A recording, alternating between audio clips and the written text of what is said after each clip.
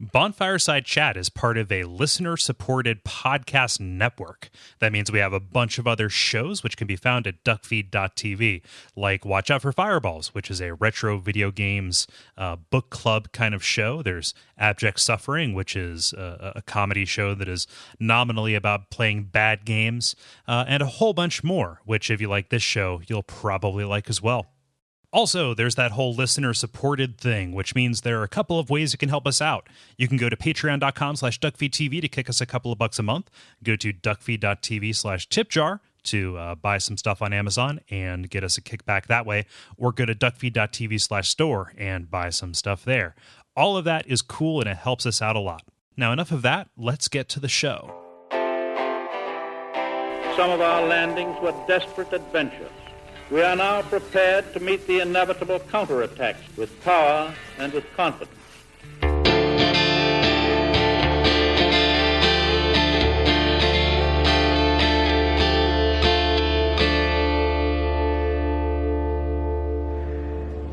This town is cursed. Whatever your reasons might be, you should plan a swift exit. Whatever can be gained from this place, it will do more harm than good. My name is Gary Butterfield. My name is Kole Ross. And my name is Michael. And you're listening to Bonfireside Chat. It is a hunter's favorite. Yes, and this week we are talking about Central Yharnam, more accurately the first part of Central Yharnam here, because it is a very large area. And as you heard, we are joined by Michael, also known in the Souls community as VaatiVidya. This is a very exciting day. Thank you so much for being on the show, Michael.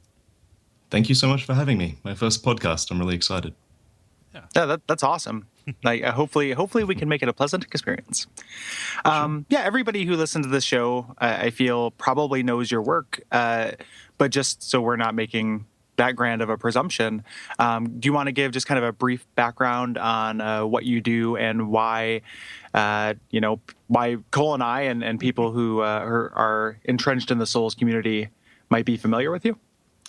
Sure. So it all started a long time ago when I started making videos about Dark Souls.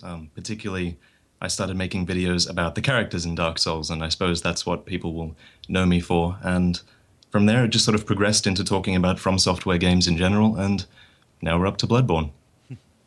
Yeah. How did you? So what about Dark Souls made you want to do that? Because that was some of your early videos. I mean, there's one where you talked about like Isaac. You talked about a couple of other series, but it sounded you really kind of focused in. What about that made you think that this was the series? This is the company that I'm going to dedicate this kind of artistry and time to.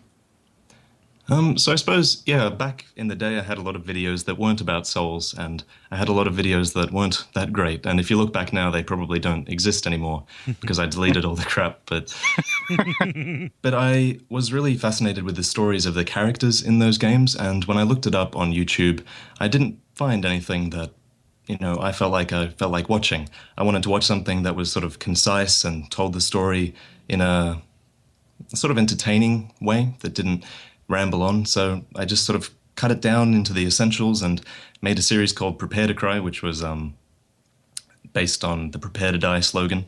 And I just told the sad stories of those characters, and it did really well. And it's such a perfect medium for sort of storytelling because just like everyone else does, I just interpret it in my own way. And that doesn't make my way necessarily 100% correct, but it sort of symbolizes how everyone looks at these games and tells their own story. And the only difference is I put that story up on YouTube.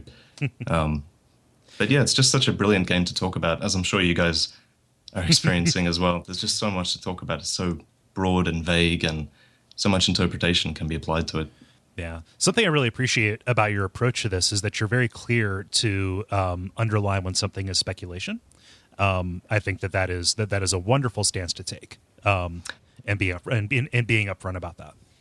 It's definitely something that I forget to put in every now and then. But when it comes to sort of storytelling, telling a story about a character, it can be quite immersion breaking if I am telling a story, then I'm like, by the way, this is speculation. So it's kind of hard to work that in. The best word for that is probably just putting maybe before whatever I say that's speculation. But thank you. I appreciate that. Yeah, it is. We can't really, because I think that astute listeners could probably remember the exact moment when Kole and I, before we did this podcast, and so Kole was really into Dark Souls, and I was getting into it, and he was acting as kind of my Dark Souls Sherpa. And we talk about it in the off time in our other show before we said, hey, we need a whole show to talk about this. And he was just like, I was circling around this idea that there was more to these characters than was on the page. I had gotten 60% through a bunch of quest lines with them, like, oh, Solaire just disappears at this point. That's unsatisfying. And I remember asking Kole about it. And he's like, hey, there's this video series on YouTube you got to check out. It's called Prepare to Cry. Just Google it.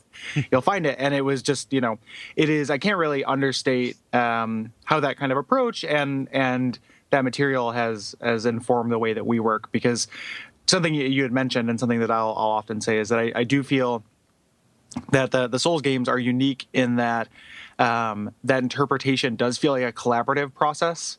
I will seek out a lot of different interpretations of a thing and then kind of synthesize that with my own experience to come up with what I think is like my headcanon or like my truth for it. And you were the first person who I saw out there putting it out there in a concise way that wasn't like just digging through GameFAQs message boards, oh my God, or Reddit posts, or just kind of nightmares, to put out there. And also, like, most times I think that you're 100% on the money too. So it's helped the show a lot, and also been, you're one of the few YouTube creators that I watch day and date. As soon as a thing comes out, I'm right on there. So, good work, buddy. Yeah. Thank you. I really appreciate that. Yeah, and people, you are the most requested guest we've had on the show. Yeah. So again, just want to extend a thank you for lending us your time. Yeah, of course. Really appreciate it.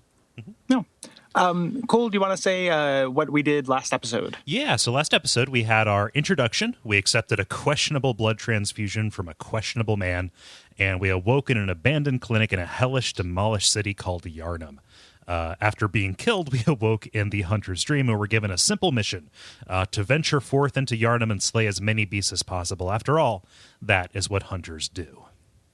Michael, do you have any ideas who that is? Do you think that guy who gives you the blood transfusion, do you have any ideas as to who that guy is? We were talking about it a little bit last episode and couldn't come to any meaningful conclusion with him. I mean, it's funny, isn't it? You go through the entire game and then you kind of forget about him, but then you get to the very end of the game and you think about stuff you didn't figure out.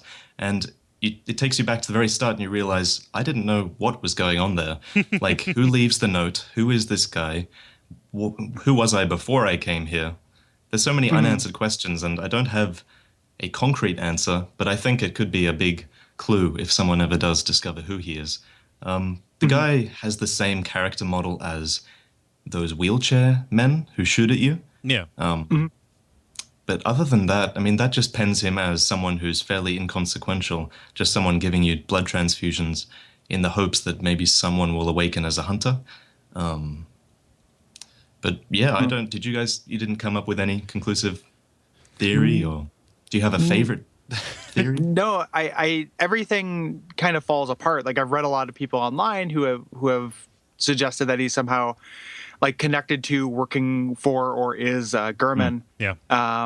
Things along those lines, but that feels odd to me as well. Mm-hmm. So it does feel like not a red herring, but kind of like lore chaff. Yeah. In the air, like this kind of little bit at least dangling story thread to me. Like, I haven't come across anything that I found that was compelling.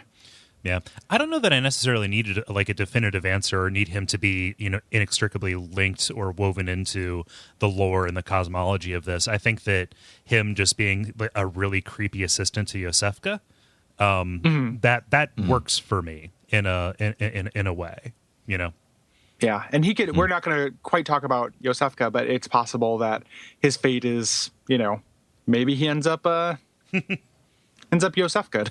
Yeah. And that's so I suppose that's possible as well. Yeah. I'm not sure if we get to much of the Yosefka stuff, but yeah, we don't. Maybe I shouldn't. This is a bit of a spoiler to talk about her at this point, isn't it? Yeah, for spoiler stuff, we won't get into the details. I think that last episode we said that there's something going on, or that there's more to talk about with her, but I think that's the extent of what we had mentioned. But that's my guess. I guess I could do a count, and that would be. I'm just kind of thinking out loud, and maybe see if the numbers bear out. Anyway, sorry to take us down that side path there. So the thesis for this kind of area, this is something we did back in the first season, and hopefully we can bring back, are these kind of theses, is that in this game you're going to be outnumbered, and the places you're going to be tempted to run to are just going to put you into further danger. This first area really gave a sense of being overwhelmed, and just giving you the idea of the scale you're going to be working with in this new game versus old ones. Right, and this first area is like a wall. I don't know, like, so Michael, what, like, your experience with this, walking into it fresh, how much trouble did you have with this area? Yeah, I'd definitely say that it's one of the most overwhelming first stages that From Software has thrown at us compared to the past ones. You're immediately confronted with, massive mobs of enemies. There's definitely enemies in there that you're supposed to die to, like the Executioner. I suppose that's supposed to teach you how to use different items throughout the level, like pebbles, luring things away one at a time. But yeah, it's definitely one of the most difficult areas to start off at. Yeah, it's got that kind of thing with every if this is your first Souls game, because we've talked about before, spending forever in the Undead Burg. Because the first time we played any Souls game, and Bloodborne, with the differences in the combat and everything, felt new in a way, and I had that spending forever in the first area feeling that I hadn't had in Demon Souls and Dark Souls 2. And that's exactly it. It's like from Demon Souls to Dark Souls, everybody says that, Dark Souls is way easier, but that's often because they've played Demon Souls first, right? So they're so experienced already, they just think it's easier because it's the game they played afterwards. But with Bloodborne, it really punishes that muscle memory that you've taken from the past few games. Not to mention the level is just harder, I think. Yeah. So it's nice getting that feeling of almost playing a Souls game for the first time again.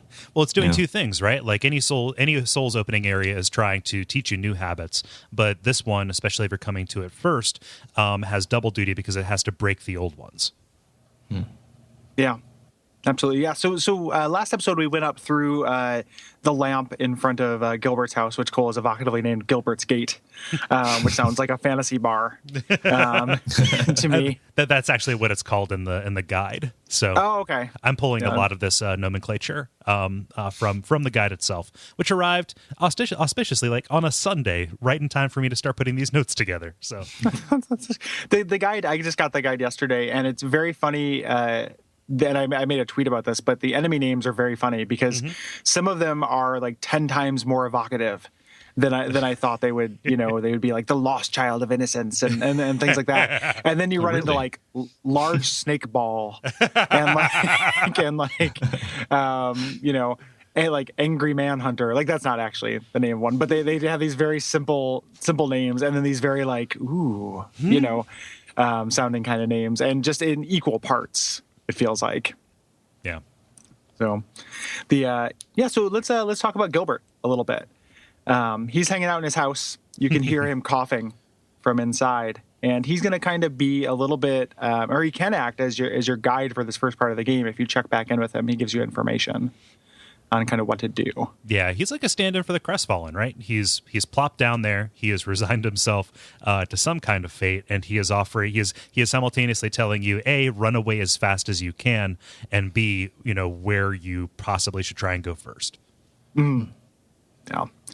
And so you're going to him with all you know is the Seek the Pale Blood thing, and he gives you this first thing where he says, he's never heard of Pale Blood, but if it has to do with blood, it probably has to do with the Healing Church in the Cathedral Ward, and you should head that way because the hunt is on. You might have a chance to get in there. Ordinarily, you cannot. And I never really understood that statement where he says you might have a chance when the hunt is on, as opposed to it not being on.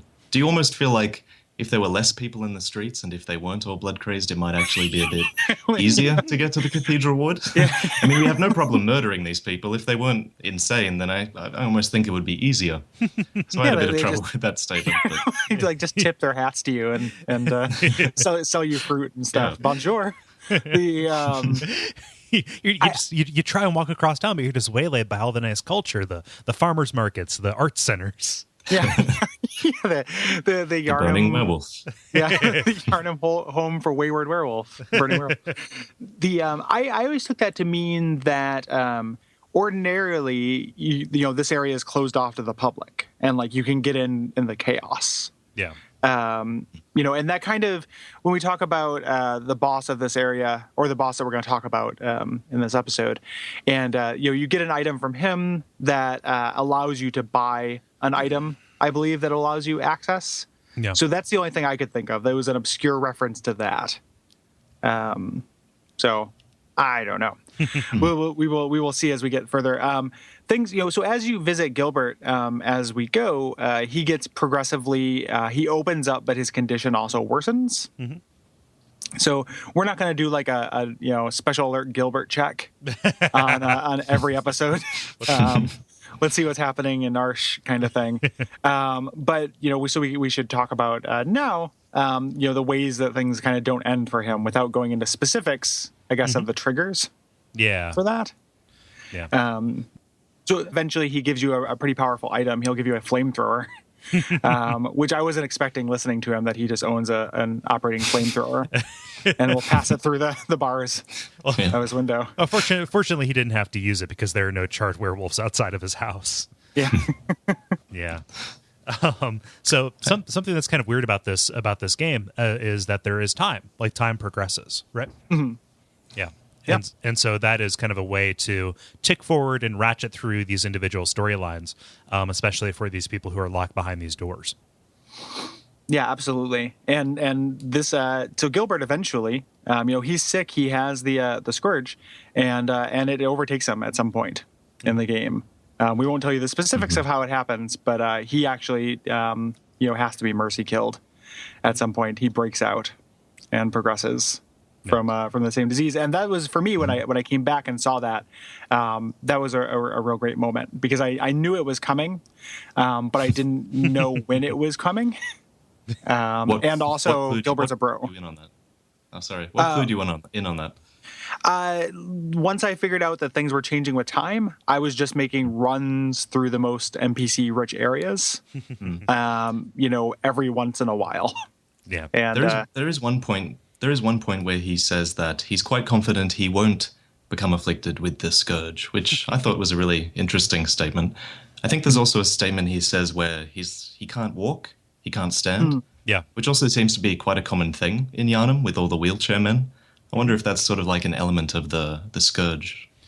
Like, if it's transforming them, probably their legs, like their knees, are starting to bend backwards and stuff like that. Like, it's they're probably enfeebled because of this horrible body racking syndrome that they have. And even in the sewers, you find enemies that have their legs removed, or they're sort of crawling on their arms. So it's definitely sort of a recurring theme. Yeah, I was going to mention that, actually, the enemies the sewer enemies, where like it definitely seems like it kind of goes legs first. Like, they say the eyes are to go first, but we've taken care. We're one step ahead of you, disease. We've taken care of that. That's crazy. Ourselves. That's crazy, right? Because think about the dreams you might have had where like you're trying to walk but you just can't. Oh yeah. Just kind of like, my legs won't work, and that has to do with like sleep paralysis and your body trying to move but it can't.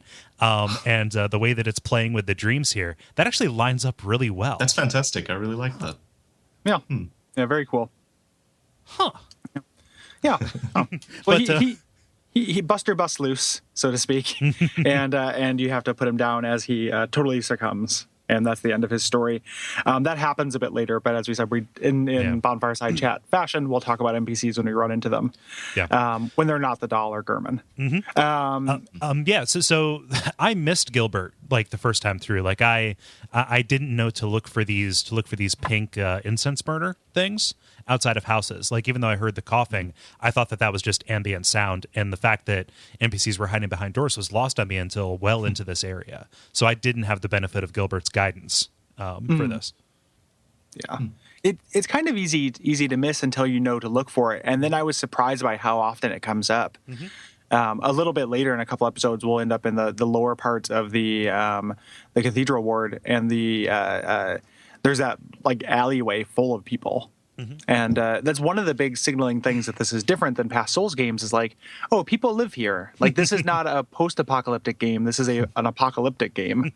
Like, we are in the middle of the thing that leads to other Souls games. You know, like, this is the event that leads to the setup of other Souls games. Yeah. And we're actually in the middle of it. We just moved the window up. Yeah. It's definitely a world that feels very lived in, isn't it? Yeah. I mean, when you start to look for the light, you start to notice different things. We should probably mention that those lamps outside, the ones that give off a glow, those incense burners actually repel the beasts. So whenever you see one of those, it means that someone sane is inside, you know, that they've prepared for the night, they have incense ready for the beasts. And sometimes you find lights on inside, but you find the incense burner has gone out. I think there's one further on in Central Yharnam like that. And the woman inside is, you know, justifiably more scared than everyone else you talk to. Yeah. And with good reason. I mean, if the incense is out. Yeah. Yeah. It makes me want to move to Yharnam and sell incense. As I see a trade opportunity. Wheeling and dealing commodities, right? Yep. Yeah. Once the legs go, you're wheeling in addition to dealing. You're wheeling, I'm dealing. Yeah, exactly. And that is not meant to be insensitive to anybody who is in a wheelchair. No. Unless you have like a blunderbuss pointed at me and then go fuck yourself because I don't want to get shot. Also, where do you get blunderbusses these days? Yeah. You got a blunderbuss guy? So you move on to Gilbert, and this is the last like explicitly kind of friendly face you're going to see for a while. And kind of head out to this overpass at this main avenue that is walked by these huntsmen with torches. And there's all these chained coffins as well, which again, I wonder if you've got a kind of an idea on this, Michael. With the chained coffins, they're kind of locked from the outside because the Bloodborne doesn't have an in-universe explanation for why people are coming back from the dead that I can see. Like there's no kind of curse. And this to me felt like FromSoft kind of, zigzagging you, kind of bait and switching you, where you have this idea, like you're so used to, the dead are rising back to Earth. Like all the Souls games up until this point, they're more sophisticated in this, but they're kind of zombie stories. And this is not that. And this felt to me like when I first saw those chained coffins, I was like, oh shit, like the dead are coming back to life. I'd gone into Bloodborne as blind as possible. But that doesn't end up being the case necessarily. Do you have any kind of insight, or have you given any thought to those, coffins that line the streets? Yeah, to be honest, I never really thought about the coffins that are chained. There's definitely some wooden coffins, and then there's the ones that are chained, isn't there? And there's a lot of them. But you're right, there is no real sort of coming back from the dead example that you can cite with 100% confidence. There are corpse-like enemies, for sure. And I wonder if, that could explain the chains on the coffin. Yeah, we buried this guy because we thought he was dead, but sometimes they're not quite dead, and it's better just to forget about it. Which is a little bit, it's inverted from like what happened in Victorian times, which this is kind of based off of or cribs from, which is we buried this guy because we thought he dead. He might not be, so let's give him a bell. Yeah, where the phrase "dead ringers" comes from. Is this kind of corpse bell, which sounds like a plant. Like that sounds like a poison to me, like a D&D poison. Corpse bell oil. Yeah. So these, this path quickly diverges. You get a little jump scare with one of these huntsman guys coming out. But there's a couple things this is kind of trying to show you, which is that this area is a little bit more maze-like. Than it would first appear, based on the fact that it has streets and things like that. Like you can jump off of this little ledge into a little square there, and cut a little bit of time off of the area. But who knows what you're going to be jumping into at first blush before you actually go and see the other side of that from the longer path. And I believe if you do that, you're more at risk from the wandering enemies, which is a new element of a Souls game, really. Yeah. Having wandering enemies that can come up behind you and who are constantly patrolling, and it really helps make the areas feel lived in. But if you do decide to take that shortcut, you definitely have a lot to learn from a whole group of enemies coming up behind you. Those guys. Those guys. Those guys. Driving you down an alley with no escape to a bigger crowd, right? Yeah. Which exactly. That's great. Mm-hmm. The enemies here are the kind of, Souls first enemy, the equivalent of kind of Hollow enemies, but they're on the sane insane slider. They are, which is my new restaurant item at my restaurant. Is that they are a little bit, they're more human. Like they're clearly in a state of transformation or insanity. Like they have these kind of elongated arms and proportions that are a little bit off to yours, but they're still people, which is also a new thing to this game. Right. And when we mentioned last episode how they talk, which is again like, wow, that's something. And when they talk, they refer to, you're the one they're trying to drive out, not the other way around, which is really interesting. We talk about a lot in the Souls games about feeling like an invader to these pristine places. And this is so overt in that, like you are the force here that is intruding. That sense is just very strong. Yeah, and this, we mentioned in the last episode that this game feels like Resident Evil 4 in a lot of spots, and here it's up there in the running. There are other places where it feels even more like it, but this notion of these enemies that are more intelligent than you would expect them to be, kind of working together and doing things that are just kind of more clever than your tactics initially would bear out, is definitely reminiscent of that first stretch in the village. Mm-hmm. Yeah. You run into a guy with a shield, and if you're going into Bloodborne, blind like I am, I'm like, where can I get that? But this is one of the early ways the game signals that you don't want that, because these guys, in just a couple hits will break their shield poise and leave them wide open. These kind of wusses, they're out there. Yeah, these huntsmen have there's a huge variety in what they'll throw at you. Sometimes quite literally. In terms of the enemies in the guide, there are pages and pages of cutlass huntsmen, gun huntsmen. Like they get a lot of mileage out of these guys. Yeah. Initially, so much so that I thought that there was a significant decrease in kind of enemy variety types, and that doesn't actually bear out to be true. It's just true for the first part of the game, it feels like. Down here, there's this little switchback shortcut that I think is fairly useless. Like this little alley that goes back. Like I was very happy to find a shortcut, but it wasn't very useful because I would just be coming from Gilbert's Gate.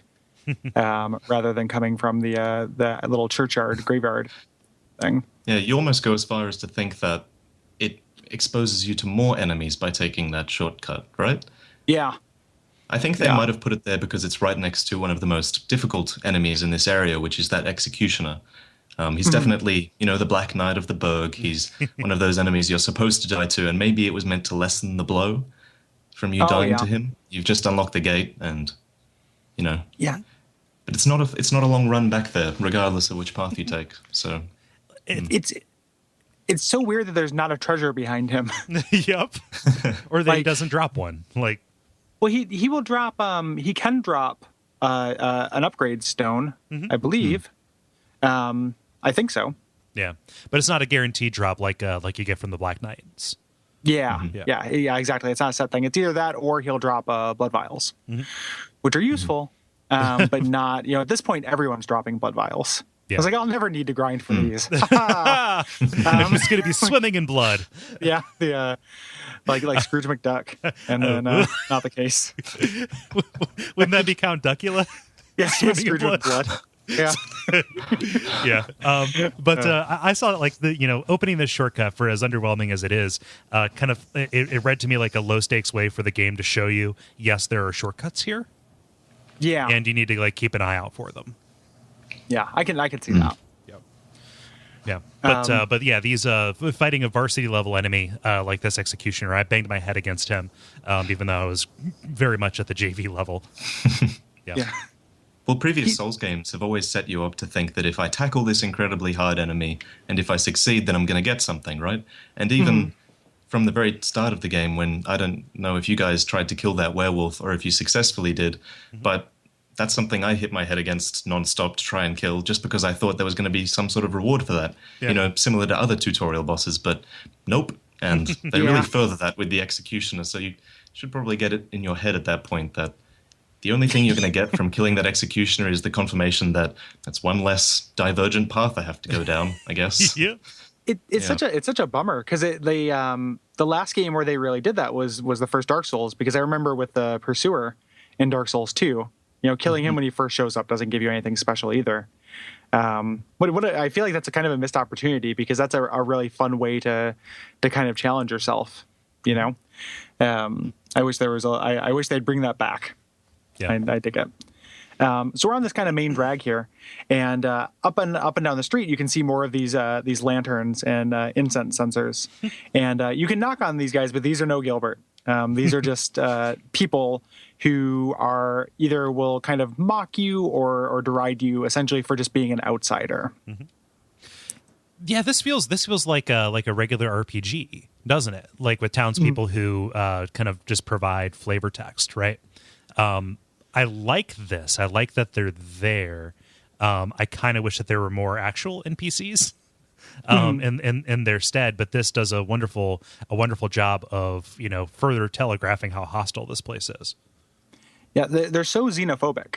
Yeah, like they're so, it's such an insular community, and that is something that is not communicated in a lot of other ways in the game. Mm-hmm. I feel like other than explicitly to the player. As being an outsider, and that helps you get this kind of picture of Yharnam, what it's like when it's not, just an absolute nightmare. Double meaning intended. It's a way for them to bring that other fader up, just a different kind of hostile here. It's not just the people who are transformed and losing their mind and out for your blood that don't want you there. It's the actual, populace as well. Yeah, nobody wants you there. Yeah. Like, and it helps you, talking to these people. Like, this was when I first got the sense, like, oh, this is how this city works, is that on some kind of basis, there's this hunt. There's this like nightly hunt that comes out, and these people are terrified. And like you get to see, I mean, a little bit later you run to it, but the way that people deal with this, like there's the one house further down where it sounds like people are having a party in there. And it reminds me of on the East Coast in the United States, when there's like kind of blizzards and stuff, I've heard of people having like, hurricane parties or kind of blizzard parties because they have to be holed up. So they get together so they can do it together and just kind of celebrate through this, dangerous weather event. Yeah, it's blackout babies. Yeah, exactly. Yeah, and then there's probably just like a huge Yharnam baby boom after the night of the hunt, like all these hunt babies. Well, you've seen all the cradles throughout the world, right? Yep. Yeah, exactly. That's what it's for. Yeah. just deposit into cradle. Yeah. And this is, I mean, without getting into it, like there's other reasons to have babies in Yharnam. Mm-hmm. Like who knows if it could be the one lucky baby. Yeah. But up the street, you get that patrolling group of these huntsmen, and they're all kind of following this bell toll to the striking set piece of this episode. This kind of combination crucifixion and burning that is happening of one of these scourge beasts that you fought before, but now is out of commission. Yeah, and this is a huge group. Like getting past these guys is, until you know how to run past them, if that's how you decide to do it, this is really difficult. Like you have to plan this encounter really tactically. You're like luring people away, drawing enemies away has always been part of the Souls games, but never in this number and never this way, kind of covering each other with ranged combat. And, just kind of this overwhelming ahead. That you have to deal with here. It's really neat. It's so concentrated too. There's so many different ambushes. There's the guy that's sitting down around a corner who stands up when you walk past him and he shoots you. There's, I think, 2 people who come out from behind corners and smash you with an axe. Mm-hmm. Mm-hmm. And then you've got some guy standing on top of a carriage who's ready to shoot you. There's a dog that will kill you every time. Every game, the dogs are the worst part. Don't you agree? Yeah. I think I've died more to them than any other enemy. Even no matter how many times you play the game, you're always going to get hit by the dog. And even when the dog doesn't hit you, it'll stun lock you, so somebody else can come and finish the job.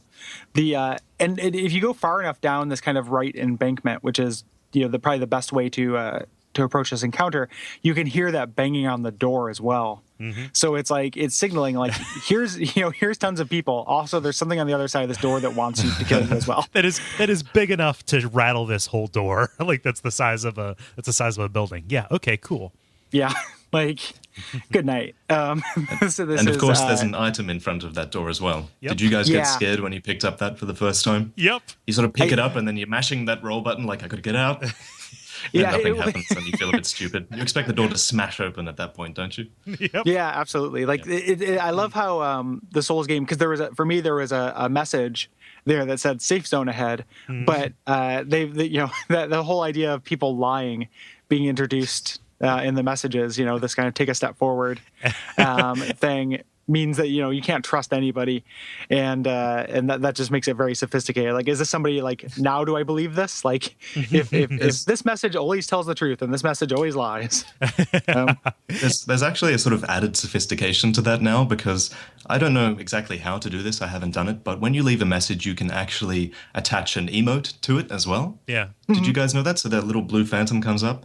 I'm not sure how to do that, but I've often seen ones that say safe zone ahead, and obviously it's like a sheer drop to your death. But then the emote will come up and it's a guy going, shh, like, don't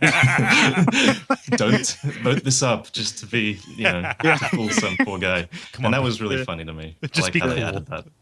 Just be cool. And now that we have the Soapstone app, we can do that in real life. Yeah. That thing's. Do you know about that, Michael? I have seen it a little. I tried downloading it on my Android, but unfortunately it didn't work. Have you guys got it to work? I couldn't seem to leave a message. It's very poorly optimized, but it's a cool idea. It is a fantastic idea. I really hope they get it. It's one of those apps that needs to become popular for it to get even more popular, right? You need to turn it on and see those messages around you. And I really hope people start using it. Yeah, me too. Like I living in like a relatively populous city, I've seen some, it's worked okay for me. But I really want to see it littered everywhere. So not quite enough for me. Yeah. And here in Cincinnati, it is all just like beer ahead, like on the stadiums and stuff. I'm like, we know. Yeah. What's the closest landmark? Okay. Oh yeah. The stadium, just beer ahead. Therefore happy. What? Yeah. We get you drunks. So we're, other than the kind of the way to approach these guys, like there's not much to it. Like, what to do. They give you pebbles here, which is great because that's going to be your aggro item of choice. Because unlike other Souls games, you have a built-in range weapon. But if you do that, it introduces this kind of auditory component, and enemies will hear if you actually fire a shot at these guys. Yeah. So you kind of painstakingly clear these guys out one by one, and then you'll end up doing it again and again and again. But this first time, we're going to go ahead and move past this guy to the other side of that door. Yeah. To see what was making the banging. You kind of go through this fountain on the other side. I love this fountain. The design on this is so great. Yeah. Yeah. It's kind of ringed with these begging penitents, kind of like reaching out for some kind of like alms. I'm not sure, but it's super creepy and super gothic. They want you to throw a penny in there. Oh yeah, like it's just like all fountains. Yeah. Yeah. I wonder what happens if you stand there and drop a shining coin. Oh damn it! Have to give that a shot. That's a. I wish other people could see your shining coins in the game, because I like the idea of this this leave a penny, take a penny on a network scale. These penitents have their eyes obscured, like they have their cloak over their eyes, and the kind of statues we've seen on our way all have that in common as well. Yeah. So astute players will notice that as kind of continuing with that theming. Yeah.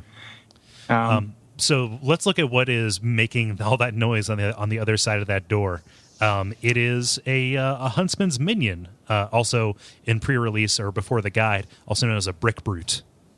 Yeah, or a brick troll, I think is what you could refer to them as, Michael, in there, which I kind of like more than huntsman's minion. Yeah. Yeah. Minion carries a lesser connotation than this gigantic, goofy looking guy. Yeah. Yeah. I love this guy's like costuming. He looks like a porter or like a carriage driver, something like that. Clearly burst out of his clothing with a stupid Hulk meets Thing face. And the fact that he is just kind of using this gigantic brick underlines how I don't know, just like there's no other word for it, brutish he is. Yeah. He's good. He's good visceral attack training. Mm-hmm.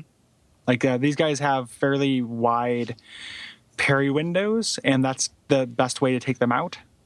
More than it's harder to stun lock him. Like you can stun lock him, but he has a little bit of that super armor, which is a mechanic that thankfully was really outlined in the guide very well. The specifics of that. And apparently that's been a thing's like forever. Yeah. It's just really important here where staggering is much more important than kind of this timing based block combat.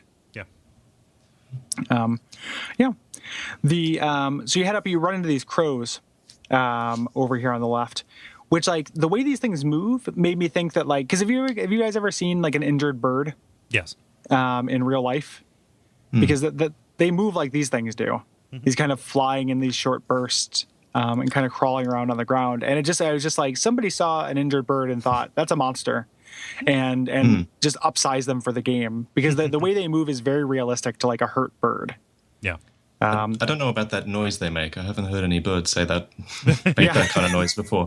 It's the kind of enemy that I've seen people say, I try to kill them before they start making that creepy noise. Yeah. And I totally understand that. It's terrifying. Yeah. Even just the sound of them flapping is it's way too hectic, I think. Yeah.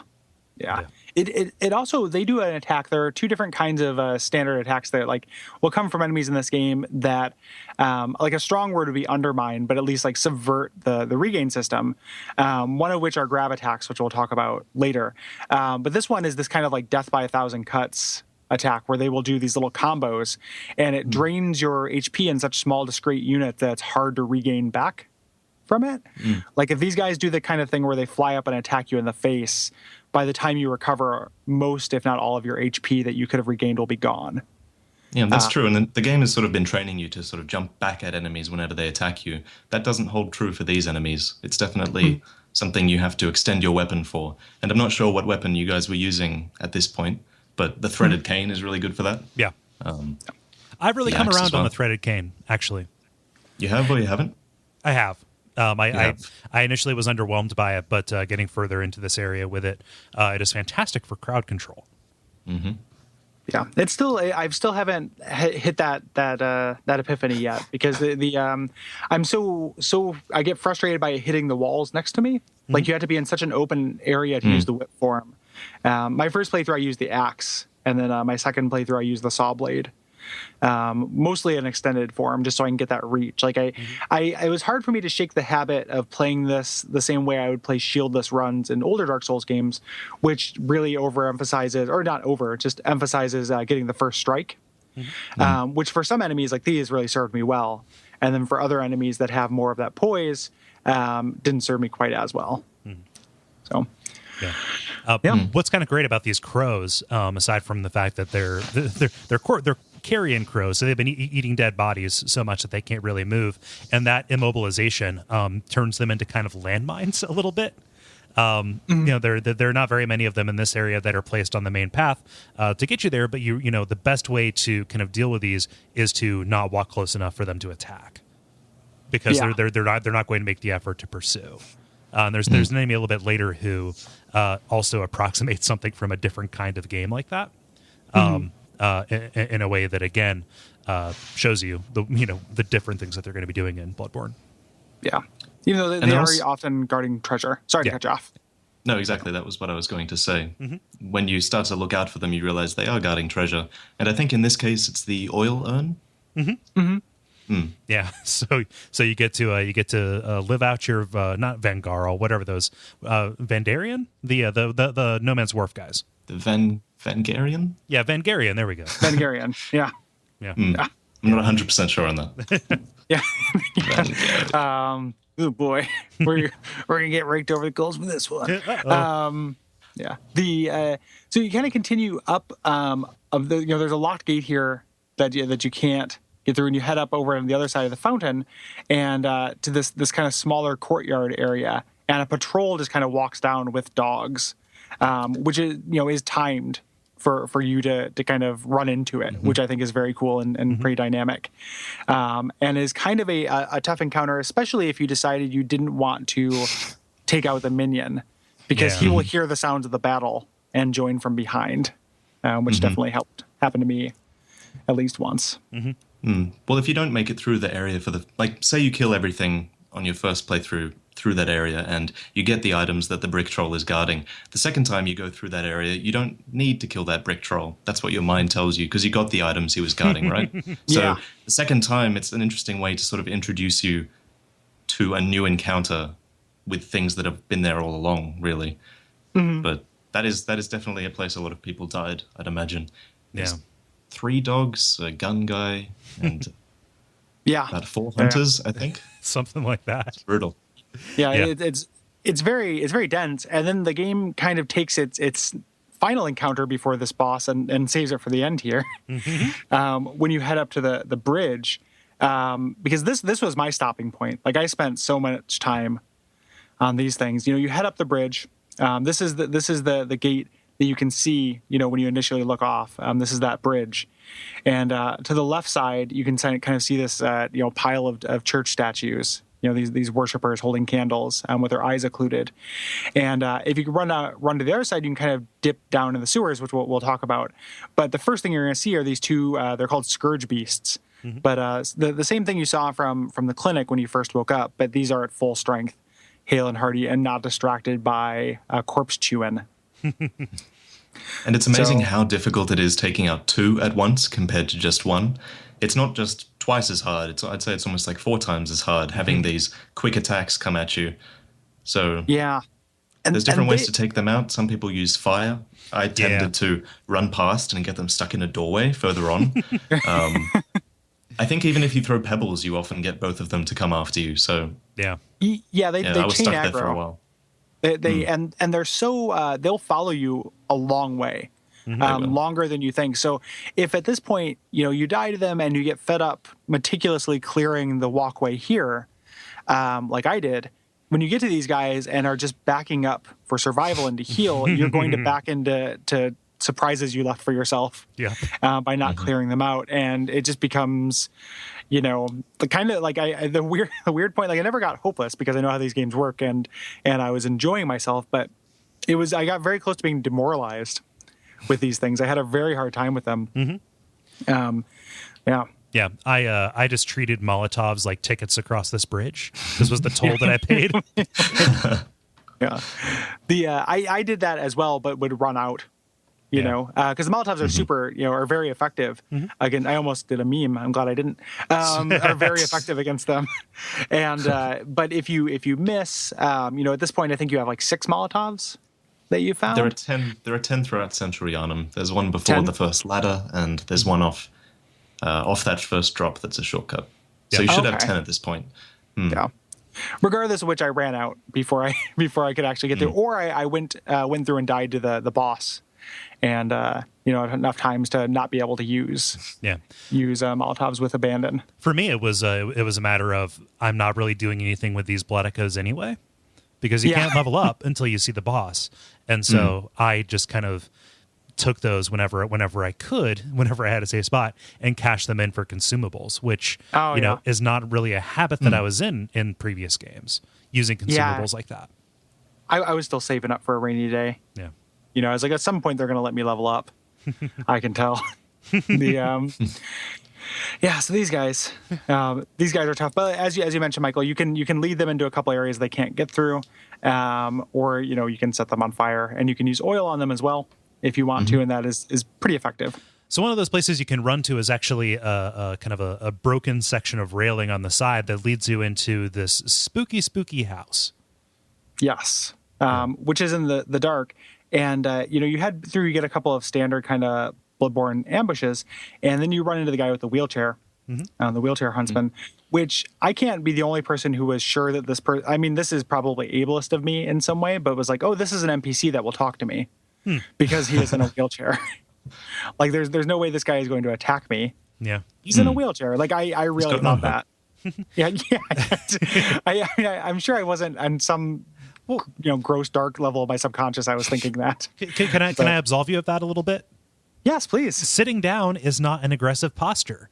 And NPCs tend to not assume aggressive postures, whereas, people who are going to kill you are usually standing and either crouched and waiting for ambush or something like that. I felt the same way, right? Just because, he's sitting down here in the dark. This totally seems like an area where a spooky old man in a wheelchair, or not in a wheelchair, sitting down, like it doesn't even read as a wheelchair when you look at it. Like, oh, like this guy's going to talk to me, but no, he's just going to open fire because he's a turret.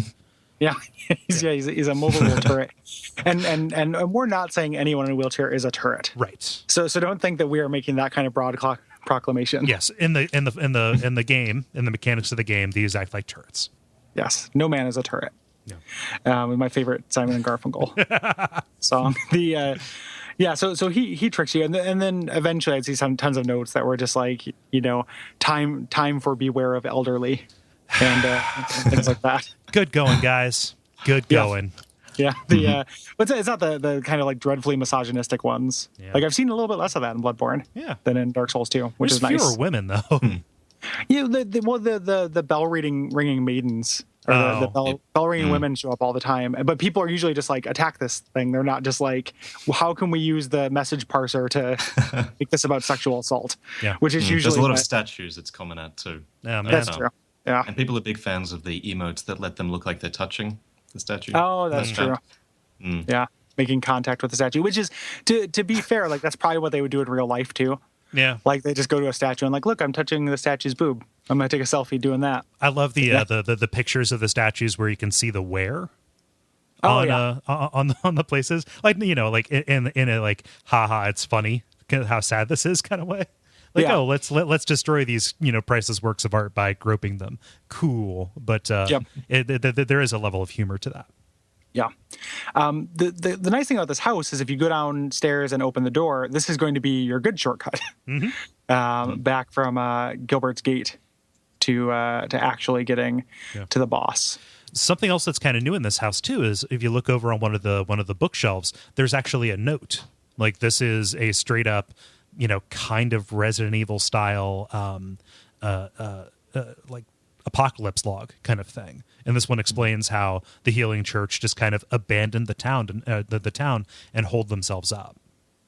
Yeah, which is interesting. Like those things, we've run into those before. There's one in the Hunter's Workshop, in the Dream, but they're going to be out in the world. And you're going to keep an eye out for them. And a lot of times those are the reward for getting your way to some kind of unused corner in the game, is this little lorelet, which I appreciate. But my reward for getting to this part of the area was to get stuck in between two cabinets in the corner, which was fantastic. I mean, it's a really long stretch of game, and then you get stuck in between those cabinets, and it's like, well, not getting out of here. Time to use that hunter's mark. So I don't know if that happened to you guys, but curiosity got the better of me. It didn't, but I saw your video of it before I did my second playthrough and knew to avoid that corner. There's an area later where you meet another NPC, where you meet Eileen, that you can get stuck like with a knee-high little rise above you, and you have very little room to try to jump. And I'm just like, just step up. Like this makes no sense. Like you literally just have to take a step slightly higher than you're used to get out. And that took me forever. Like I thought I was stuck there, and I put down a bunch of warnings, but eventually I was able to jump my way out. But yeah, that's got to be demoralizing, because this is, especially if you got stuck in there right before you did the shortcut. Exactly. That happened. It's the hidden boss, dreadful IKEA. Yeah. These flarks will not get the best of me. So this is the good shortcut. There's another little thing off the bridge where you can go into the sewer. A good thing to do. We're going to cover more of that next episode. But this first little area you can dip down to, you get some good armor. Yeah. So it's worth doing before the boss. Yeah, it's like an aqueduct kind of thing where it's full of rats, and also kind of you're introduced to this this more transformed version, these large transformed huntsmen who are going to give you problems. Yeah, especially the spear wielding ones in particular. The range on that thing is incredible. Yeah. And around that area, that hunter set is really worth mentioning because it's one of those sets that even speedrunners pick up. They pick it up in a different location, but the amount of damage it prevents, I believe, is really quite impressive. Yeah, it's close to double. You're starting something like that. Yeah. And it's better than the Yharnam set that you can buy from the Bath Messengers at the beginning. Yeah, it's really important, and in a way that because up until this point, finding that bit of armor, I found no equipment yet, and that was we talked about that a little bit when we talked about generalities, the kind of dearth of equipment items you find in this game, and how it's a mild bummer, at least to me, in that sometimes exploration, rather than being rewarded with an item that would also carry with it lore connotations. I'd read the description. I would more often find a consumable. And a lot of times a consumable I was already familiar with that may be handy, but didn't reveal very much about the world. There's not as much of that storytelling through corpse placement as there is in previous games. I don't know if that squares with your interpretation, Michael, or not, but that's something that I noticed about Bloodborne kind of in general. It's definitely something you realize in Central Yharnam. The experience just seemed so streamlined. It's just you get bullets, you get blood vials, and you get upgrade stones, and sometimes you'll find oil or fire, and that's a trend that continues for quite a while. Even with the weapons, before the game was released, people were scared that, I believe they thought there was only going to be 7 weapons, I think. Oh wow! And 7 melee weapons or something like that, and people were worried. But then when you realize that those weapons have almost double or triple the amount of attacks and take a long time to master, you realize that there's definitely, while they streamlined it a lot, but it's just so much deeper. Combat because of it. But I agree with you. I would like to read a few more descriptions, and there's not as much storytelling. You're right. Yeah, and the weapons being kind of deeper bears out in the guide too, where and as opposed to past kind of guides where there is just kind of a brief note about what the item description says and a little bit about its moveset. Each weapon has a couple pages outlining strategies and animation frames, and it's like high level Street Fighter. These are your hit boxes, these are your hurt boxes. I mean, I'm still discovering different attacks that these weapons have now. There's backstep R1s, backstep R2s. Not to mention some weapons do transforming attacks after you've transformed it just by standing still. So there's just. I'm still discovering new things. It's crazy. Yeah. They got rid of some complexity, yes, but less than it appears at first because they just kind of moved it around. Yeah, I still think I would have probably preferred something a little bit in the middle of what they did. I like the depth of the weapons. I wouldn't have gotten rid of that, but I do find myself missing finding new things to play with a more regularity. A more regular regularity. That's a bad sentence. with greater regularity. Yes. But this body that has the hunter set on it tells a really simple story. This is just a hunter who got this far and failed. Yeah. He just here's a chasm. I can't. If I ever found myself in a, it's like the end of the Prisoner. If I got to the Fugitive, that's what I meant, not the Prisoner. If I ever got to in a sewer and I was just stuck in a sewer and there's just a big drop off like that, it's possible that I would also just die of hopelessness and despair, sewer despair. For me personally, I think that would come when I look through that tunnel and I see the giant pig at the end of it walking towards me. Oh yeah, that's when I would have called it quits. I think because when you drop off that chasm, you realize, you don't take as much fall damage in this game, and that's interesting too. Yeah, but you take equally as much, if not more, pig damage. Yeah, there's significant pig damage in this game. Yeah, your pig resistance is lower. There's always been pig damage, but so if you head back on up to the bridge, you get to kind of the end of the bridge, and there's this interesting thing that this game does with fog gates, where as opposed to clearly telegraphing there being an enemy, a fog gate doesn't go up until you're actually in the encounter itself, which would happen very rarely in previous games, but happens very frequently now. Yeah. And so the fact that you're just running down this bridge and then all of a sudden this screaming banshee that looks like an emaciated skeletal manus jumps down and all of a sudden there's a door behind you. It's a little startling. Yeah. Mm-hmm. And it's time to face the Cleric Beast.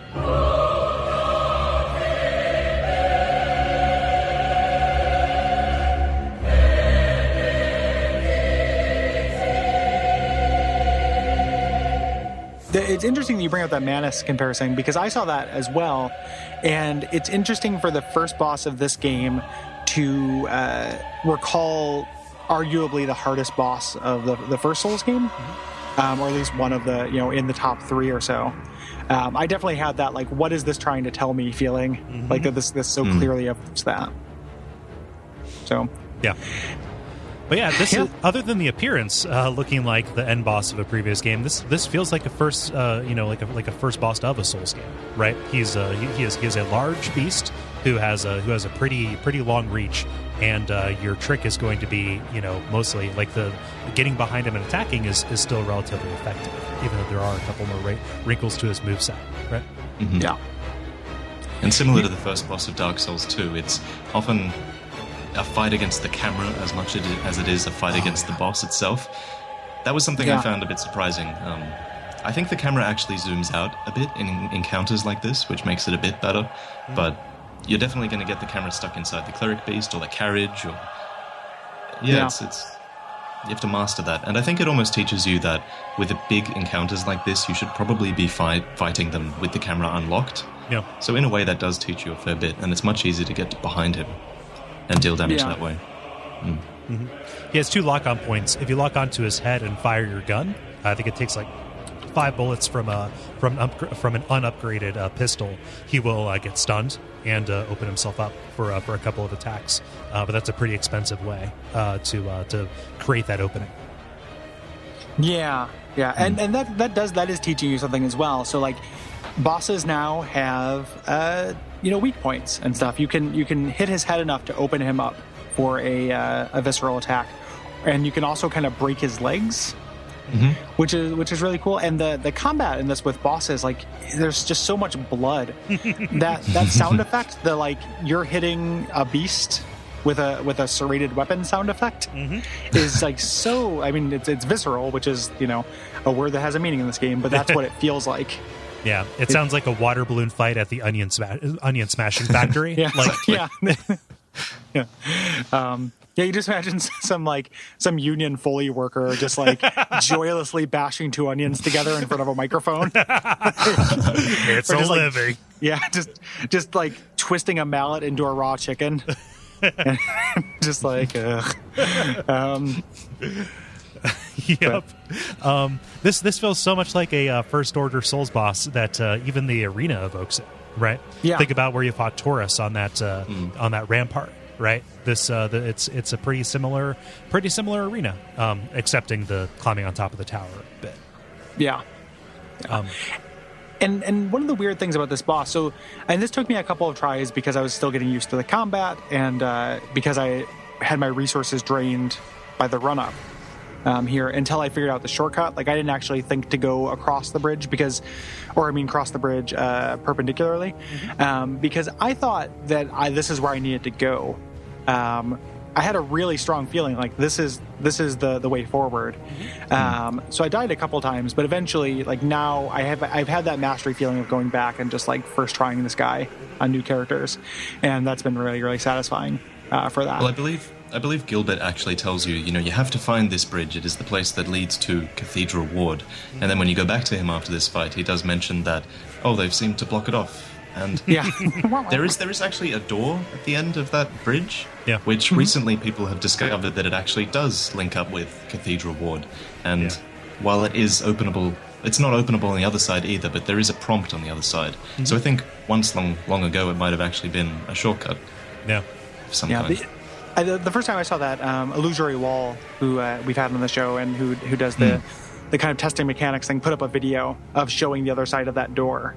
Like, he marks it in it's glowing. He puts down coins or something like that, and it clips through the door, and then he runs all the way to the other side, and you can see the glow, which is pretty cool. Yeah. Yeah. Can you talk a little bit about your first experience fighting this guy? Michael? So my first experience fighting him, I think, would have been at a gaming convention here in Australia. I managed to get because the Cleric Beast was the boss of that demo, and it's definitely a difficult encounter. My first few tries, I thought that the key to it was just simply aiming for the head and just killing him with those visceral attacks. But obviously he does recover after a little while, and that's the only time you can actually repeat that, only when he does the recovery animation. So my first encounters were quite difficult with him, I'd say, but you do discover that hitting his legs is a pretty favorable tactic, because you can bleed them out, and you can also bleed out his arms. And I'm not sure if that has an effect on the way he fights you, but it definitely staggers him. So I had a lot of trouble. Yeah, at the very least, it does stop him from attacking for a little bit, which is nice. And also you're just like kind of flaying the skin from his bones there, and that's where it's most obvious. Yeah. I love his design too, because he has these stakes pinned to his hip. You can see these metal spikes kind of sticking out of it, which leads me to believe that he might have actually been restrained or possibly crucified and escaped. It does look like there are some metal rods coming out of his legs as well, I think. Yeah. I mean, these are the parts of him that you become sort of intimately familiar with once you discover the way of fighting him. Bro, I know your legs. That makes me want to, now that I know like a little bit more about the geography, he kind of comes from above. I wonder if there is a crucifix up there that's maybe unadorned. Oh, shit. Yeah, I haven't looked, but it would be interesting to see if you can actually find the place where he escaped from. Yeah. Do we? So we learn. So after we beat this guy. Well, first, real quick, I want to talk about how weird it was to me that he's an optional boss. Yeah. I talked about how I really felt like this was the way to go. But a lot of these mid-game bosses are totally, or mid and early game bosses are totally optional, and I was really surprised by that. Like the fact that there wasn't a path that opened up after I beat him, that I could see. Just was really surprising to me. Like, oh, I didn't have to do that. Is he 100% optional? So I have this in the notes. He's optional for now, right? Because you still need to get his badge in order to proceed. In order to get into the Grand Cathedral. There are different ways into the cathedral area. You can take it's a very out of the way shortcut. So I'd say for most people he is compulsory, but if you know that shortcut that's hard to find later on, then it is. Yeah. You don't have to do it, Yeah, but your point stands, Gary, that this is a fundamental change to the structure.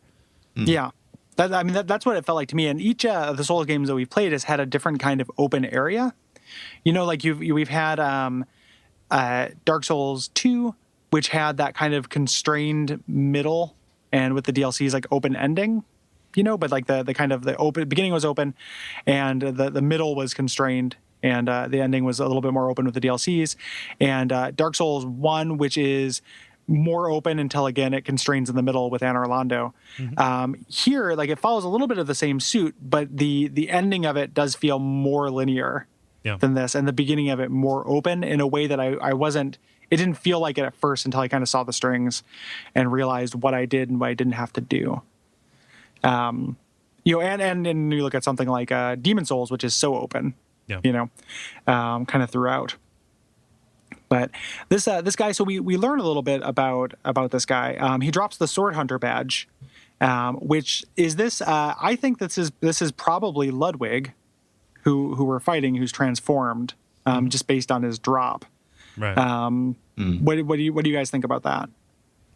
Well, I think in the video I mentioned quite objectively that it is him, but I think that's, in retrospect, that's something I'd probably take back, because while it does seem like it's him, it drops an item that should be from him. It talks about how clerics became the most hideous beasts, and in another description it does say that Ludwig, I believe, was a hunter of the church and may have been a cleric as a result of that. But there's definitely no, one-to-one, 100% confirmed it is Ludwig. But there are certain elements of the Cleric Beast's behavior that are sort of similar to his, I'd say, because every time Ludwig, the first hunter of the church, he would come out and lead these hunts. He would come out of Cathedral Ward and lead them. And it is interesting that the Cleric Beast as well defends that bridge into Cathedral Ward and almost follows the same sort of pattern as Ludwig might have done. So there's so many links there. Yeah. One of the big links that I found, or that I thought, was that Ludwig, unlike some of the hunters, kind of relied on heavier weapons and stronger attacks, and that lent itself to the way the Cleric Beast to me transformed. Like, he is not an agility fighter. He's not, he's not the Bloodstarved Beast. He's not a small scrapper. He is large and kind of does these bigger slams and has these long windups, which kind of mirror the weaponry that you get from when you get the Sword Hunter badge, and you can get the the Kirk hammer, and are able to do these kind of slower attacks. And then also Ludwig being alluded to so many times in the kind of the game fiction, and not finding another analog that worked for me, that I thought it was. So I agree with you that I don't think it's 100%. Yeah. But I feel comfortable enough to throw it into my headcanon. It feels more likely in this game because the time window is so constricted, right? We're not dealing with, heroes of a long last era kind of coming together in this place where time is relatively meaningless. This is, there's one particular NPC that says that most of what we're seeing here has kind of gone down over the course of a lifetime, right? Mm-hmm. So it doesn't feel like a stretch to say, okay, a lot of the people that we're seeing map one-to-one with these important figures that we're hearing about. Yeah. It's also, just for me, it is more satisfying to have him be somebody than not. Mm-hmm. I recognize that doesn't have anything to do with objective truth. It just has to do with like choosing a satisfying truth, which is something I've known to do in these games. Yeah. But it's notable, like when you find this badge and figure out that this cathedral ward is blocked off, your only direction so far has been to find the healing church, because there, you have a chance of getting, what you're looking for, this kind of salvation, right? When in reality, it seems like this is the source for where that's coming from, as evidenced by the fact that kind of their key hero possibly has ended up, among the ranks of what they were trying hardest to fight. Or even the description that mentions that clerics did turn into the most, terrible beasts, as well as hunters turning into more terrible beasts as well, of which the church has both. And when Gilbert tells you they have pale blood, you definitely start to piece it together at this point, that it all originated with them. Yeah. Yeah. It sounded like you were going to say something earlier, Michael. I'm sorry if I cut you off. I can't remember at this point. It might have been something to do with the fact that the cleric, one huge arm of the Cleric Beast might be indicative of him using really heavy weapons, but that's something I obviously felt like not saying. Isn't there's a picture online of a guy who just worked out one arm? Yep. Essentially, like, it's funny that you can do that in real life. Like, if you want to, you can just have one crazy Popeye arm and one regular. Or if you look at a right-handed golfer, his left forearm is going to be completely jacked. Like, it's a thing. You see it in the tennis players as well. Yeah. Yeah, because if he's throwing around that Kirk hammer, man, I wanted to get some use out of that, but it was way too unwieldy for me. Yeah, I like that weapon, but it reminds me, like, using that weapon. So we should talk just a little bit about getting this badge, because what this game does to reward you for killing bosses varies wildly. And one of the things that they do is they drop these badges, which are licenses to buy things. Like, it's like Final Fantasy 12 in that respect. Like, you now have a license. The shop in the Dream will now sell some new items. The Kirk hammer, the repeating pistol, the Hunter Chief emblem, which is kind of allows you to skip an area and move a little bit forward without fighting one of the tougher bosses in the game, I think. And then the hand lantern, which allows you to emit light without using a torch. Yeah. And one of the things I like most, the little details, is that whenever you get a new badge, quite often the messengers in the bath, they'll hold a new item that symbolizes you getting that badge. I think for the Sword Hunter badge, it might also unlock Molotov cocktails. I'm not 100% sure on that one. But I know all of a sudden they will hold the Molotov cocktail, the little messengers in the bath. And you can buy Molotovs before this. I know what you're talking about, though. There is some kind of bottled item that they will unlock with a badge. Might be the vile beast blood, maybe. Or sedatives. Yeah. Maybe it's when they can start to hold sedatives. Yeah. Because I know I bought a lot of those from those guys. Frenzy. It could also be the pungent blood cocktail, which is something we didn't sort of touch upon, and the description of that is interesting. It says that in Yharnam, people started to almost consume blood as if it was more intoxicating than alcohol, which is both gross and interesting because it shows that this blood was something to be coveted after, and the vital fluids and essences of people being commoditized like that is super horrific. Yeah, it also reminds me of that Dracula, that like I don't drink wine kind of Dracula line, and just that being like the slogan for like Blood Light in Yharnam or whatever their booze equivalent is. Blood Light, Blood Dry, like Bloodweiser Brewery, Blood Select. Blood Select. Like, quit trying to dress up your fancy pungent blood. Like, we know it's garbage. Like, every once in a while, Bud will come out with their like, no, we're fancy now. Drinks like when you're in the liquor store and it's like, no, this is Miller Exquisite, or something like that. It's like, dude, like you're not fooling anybody. Like this is not like a delicious craft beer. This is Miller High Life, the lymph of bloods. Yeah, yeah. It's just like now with only 10% plasma. Like, oops, all platelets. Yeah. Pabst Red Ribbon. That's the only other one I've got. That's pretty good too. So. Good blood puns. good blood jokes. Our work here is done. Yeah. Well, almost. I know. Very, very close. So we had to find another way into the Cathedral Ward, and we're going to find that by heading, more further into Central Yharnam the next episode. But having all of these blood echoes, we want to head back to the dream, and I did not notice the fact that I gained insight from this boss. Did you actually notice that, Michael, or was that something that like you picked up on later? No, it's definitely a really subtle cue, and it's the sort of thing that when in the moment that you do get insight, you're kind of looking at something else because the Cleric Beast just jumped over the ridge there. So you're definitely not looking at your character to go, oh, he actually glowed a little bit, or oh, my insight counter went up by 1. You're kind of more concerned with the giant thing lumbering towards you. But I thought it was just a sort of just a mark where it triggered the doll coming alive. But yeah, you're right. Once you have 1 insight, she comes to life. Yeah, and once you put 2 and 2 together, like I had to Google to see what that stat was called. The one with the eye in the upper right hand corner. The fact that it is called insight, and you're now starting to like that has an effect on the world, or at least the way that you're perceiving it, does more to lead into kind of the themes of this being a dream narrative, being the kind of horror story that it is. Yeah. Or go ahead, Michael. I really like that the madman's knowledge is what gives you insight, because it also draws that parallel between insight isn't just insight into the world. It might also symbolize me just going more insane. Right. Or that this knowledge isn't exactly something you want to have. And it also clues you into certain like lore points. Like as soon as you notice that trigger, because it's not just from bosses. Sometimes it's going into a different area or seeing something interesting. And it sort of clues you in when you start noticing that insight point that this is something worth paying attention to. Yeah.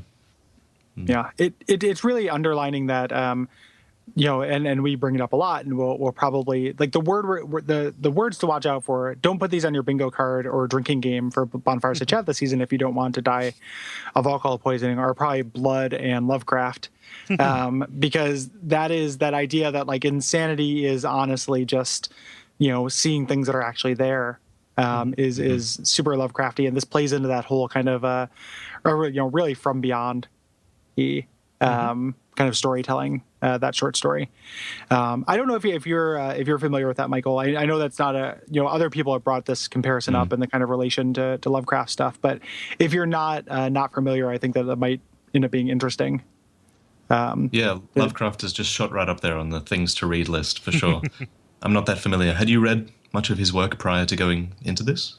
Oh yeah, yeah. That is that's been that's a long-standing point of comparison for me between like a lot of things, because he's very influential. Yeah. And one thing worth mentioning is that they hid so much of the Lovecraft half of this game in their media and their marketing prior to this. So you must have been really excited to sort of uncover that naturally, right? I was giddy. So I was beyond thrilled. It was like Christmas morning lasted 40 hours. Like, yeah, exactly. Oh, they made this for me. Great. Like this is my favorite video game designer working with my favorite, one of my favorite authors. Essentially. And when we talked about those coffins, or like way back in the beginning of the podcast, that's what is kind of interesting to me is the fact that this game does take kind of a turn, and those coffins feel like a bait and switch to that. To me, or they felt like it. Even though, like a lot of times, somebody on Facebook was like, "You guys shouldn't have mentioned that there's any Lovecraft stuff at all because it's kind of a spoiler." And at first, I was like, "Well, maybe that was a gray area," but it's super telegraphed in the messaging system, which I didn't notice. But if you actually look through the messages you can leave, that gives you a lot of kind of foreshadowing as to what kind of story we're going to be told. The cosmos is all one, and all of this stuff, and all of the insanity and kind of keywords in that. So that is a good way. Is this all a dream? Like, there's a lot of the stuff in the messaging system that kind of clues you in. But I was not used to finding lore information by checking the messages I could leave. So it was still a huge surprise to me. Yeah, it's an interface spoiler. Yeah. Yep. So the nice thing, so the doll comes to life now that you have one, and she is going to be your Emerald Maiden or Maiden in Black for this game, and she is just there to help you out, to look after you, and embolden your sickly spirit by channeling these blood echoes. She's got a little bit of dialogue. You can talk to her. Mostly, she talks about the messengers. She refers to them as the little ones. Yeah. Which, they're kind of her children is the way that she has started thinking about them. And this whole kind of like hierarchy of, what is over who, I guess. Well, I guess that is a hierarchy is what I just explained. But this kind of Russian nesting doll of who created who or who serves who ends up being kind of the linchpin of her narrative as you go along. Yeah. Yeah, and she lets you level up, which is great. So now freshly leveled up, we are ready to head into our next area, which we'll do next episode, where we continue with Central Yharnam, kind of checking out the sewers, the aqueduct, the dry dock, and other areas. And in that episode, we are going to be joined by CJ and Paddy from the Twin Humanities podcast. But for now, Michael, thank you again. Yeah, really, really appreciate it. Appreciate your time. Yeah. Thank you so much for having me on. Yeah, staying up late and everything. Yep, 12:40 a.m. at this point. Oh, wow. Time zones with America never really line up that well, do they? But no, that's fine. I'd rather stay up late than get up at 6 a.m. like you guys did. Yeah, it's like also Gary tomorrow did. For you. Yeah. So that's a weird time travel. Like, how is Thursday? Yeah, sure. I'll let you know how it goes. Yeah, tell me how my Thursday is going to be. Can you send me some lottery numbers? Yeah. It's like a very compact Back to the Future too. Where can people find you online if they don't already follow you, which they should? But if they don't, where can people find you, Michael? Right. So you can go to my YouTube channel, which is my primary method of getting content out there, which is youtube.com/VaatiVidya, which is VaatiVidya. And that's where you can find me. I kind of wish now, I've never actually spelt out my name like that, but it's actually quite difficult to find. Naturally, I'm realizing maybe I should have chose a different name. Can I ask you how you got that? How you came to that name? Sure. So Vaati is a character or a villain from a Nintendo series, and he was always my alias when I was playing, online games like World of Warcraft back in the day, stuff like that. And then Vidya was just slang for video games. I wanted it to be something to do with video games. And they both have alliteration, so that's how it happened. Yeah. What game is Vaati from? I think he first makes his appearance in the Four Swords Zelda game. Google confirms. Okay. Right? Yeah. Thank you, Cole. Thank you, Siri. I've tried to differentiate from his image. He's I'm not sure how Nintendo feels about that, but I've changed his color scheme. I've changed the way his face looks on my avatar. I don't know. I think I've avoided a lawsuit there. Yeah, I hopefully this is not the path. Like this podcast doesn't end up Exhibit A. Oh no, in Nintendo versus Michael. Oh no, you expressed intent. Yeah, I'd also if Michael is too classy of a gentleman to bring it up, I will bring it up. He's also on Patreon. Yeah. So if you go to patreon.com/VaatiVidya, you can support his work, which I heartily recommend you do. Yeah. Because it is you're doing great work. Yes. And thank you so much. Yeah, and it's important too when people are doing good stuff. Like it's important to point it out. No, and it was it was a real pleasure to meet you and in person and get to tell you that to your face, kind of shake your hand. The fateful San Francisco trip. Mm-hmm.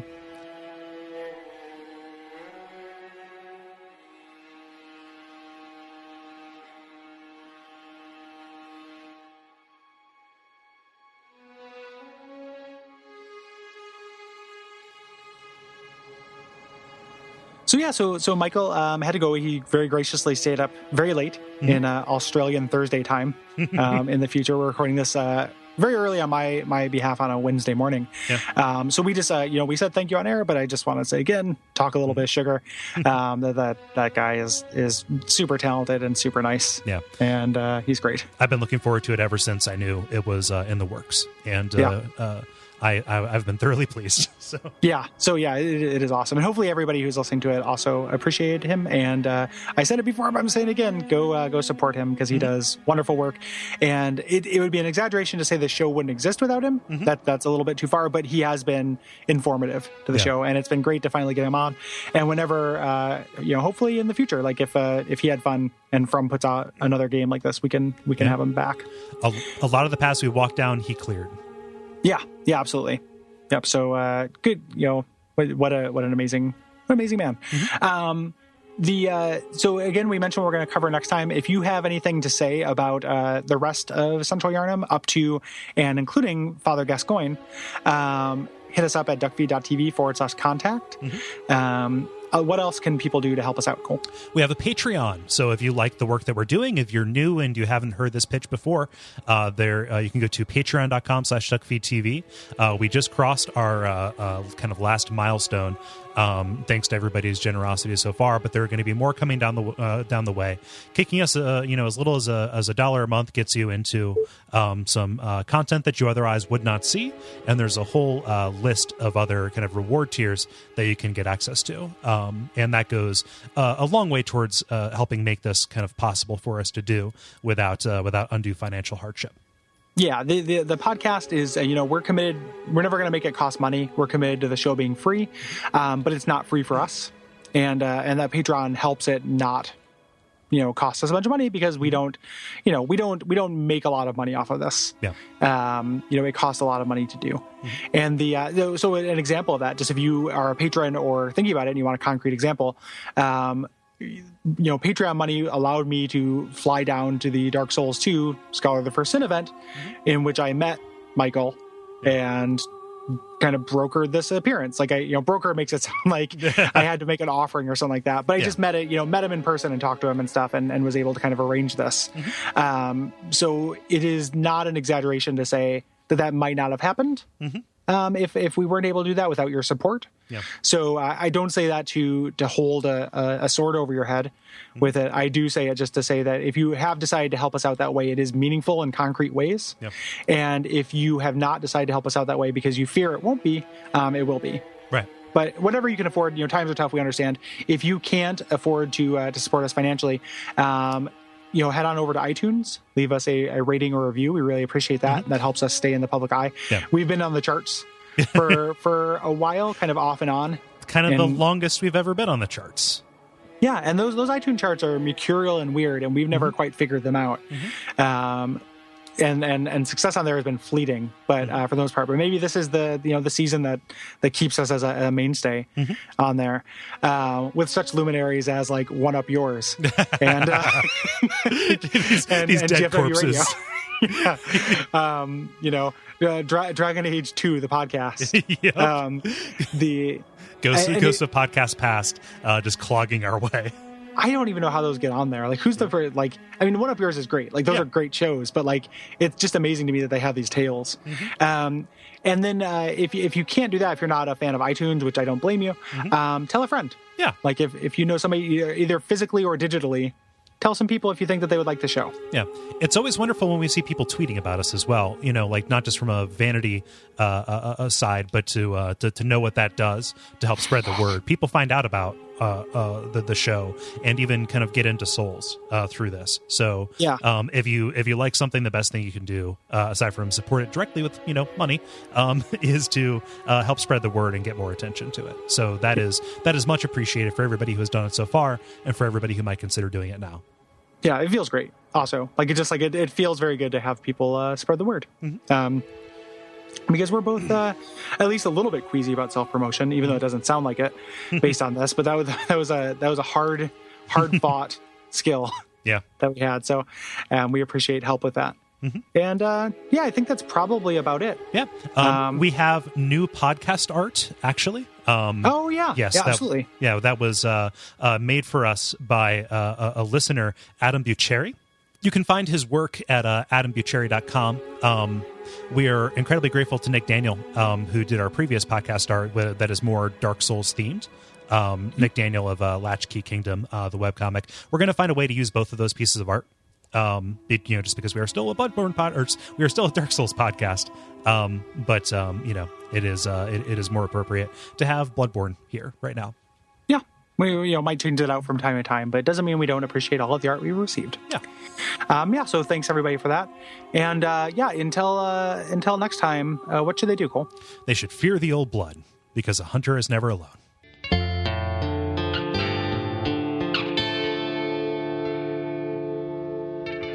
And we all pray that we will have far more soon.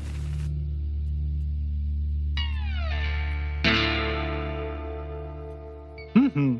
I still really think that there's a lot of things we can, this is the most sign-off rich game that we've had, because Fear of the Old Blood, may the good blood guide you. Mm-hmm. There's so much. Yeah. I like Fear the Old Blood because it's on the back of the guide. Yeah, that's true too. It's it is something approaching a tagline. Although you are right. So we can change it up. It doesn't have to be as ubiquitous as Umbasa, and we're still going to slip in Umbasas because we can't not. We say that and Watch Out for Fireballs. I'm always saying it to my girlfriend, bringing it up in class. It is hard not to say Umbasa when she starts saying Umbasa in class.